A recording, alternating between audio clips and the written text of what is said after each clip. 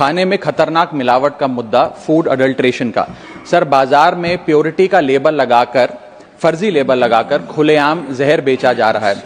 दूध, मसाले, edible oils, package food, beverages, सब में unsafe additives, harmful chemical, high saturated fat, sugar और सॉल्ट डालकर मिसलीडिंग न्यूट्रिशनल क्लेम्स के साथ कि ये सेहत के लिए अच्छे हैं, एनर्जी बूस्टिंग है, बेचा जा रहा है। सर, हालात ये हैं कि आप दूध खरीदिए तो उसमें यूरिया मिलता है, सब्जियां खरीदें उसमें ऑक्सीटोसिन है, पनीर के अंदर स्टार्च और कॉस्टिक सोडा है, आइसक्रीम में डिटर्जेंट पाउडर मिलता है, फ्रूट जूस में सिंथेटिक फ्लेवर और आर्टिफिशियल कलर, एडिबल ऑयल में मशीन ऑयल, गरम मसालों में ईंट का पाउडर और लकड़ी का चूरा, चाय में सिंथेटिक कलर, चिकन और पोल्ट्री आइटम में एनाबॉलिक स्टेरॉइड्स, शहद में शुगर सिरप और येलो डाई, यहां तक कि देसी घी में जो मिठाई बननी चाहिए वो भी वेजिटेबल ऑयल और वनस्पति से बनती है। सर, आप सोचिए कि जब एक मां अपने बच्चे को दूध का ग्लास देती है सोचकर कि इसमें कैल्शियम है, प्रोटीन है, मेरा बच्चा तंदुरुस्त बनेगा, उसे इस बात का अंदाजा भी नहीं है कि वे एक यूरिया और डिटर्जेंट का डेंजरस मिक्स अपने बच्चे को पिला रही है। सर, एक रिसर्च बताती है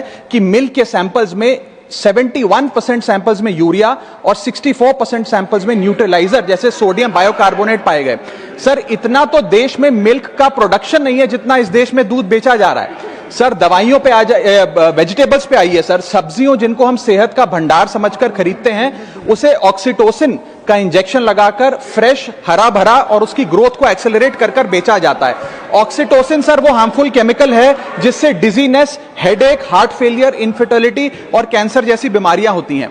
सर, वर्ष 2014-15 से लेकर 25-26 के बीच में जितने भी सैंपल्स की जांच हुई उसमें 25% सैंपल्स में मिलावट पाई गई, यानी कि हर 4 सैंपल्स में 1 में मिलावट पाई गई। न जाने कितने बीमार हुए, कितने अस्पताल में गए और कितनों की जानें चली गई। Sir, food adulteration is a raising health crisis और खास तौर पे ये बच्चे, बुजुर्ग और महिलाओं, प्रेग्नेंट महिलाओं के लिए खास तौर पे एक खतरे की घंटी है। इससे भी ज्यादा चौंका देने वाली बात वो है सर कि जो प्रोडक्ट्स भारत में बनते हैं लेकिन इंटरनेशनली बैन हो गए, जैसे कि इस देश की 2 सबसे बड़ी गरम मसाले बनाने वाली कंपनियों के प्रोडक्ट्स यूएस, यूके और इनफैक्ट पूरे यूरोप में इसलिए बैन हो गए क्योंकि उनके अंदर कैंसर कॉजिंग पेस्टिसाइड्स पाए गए।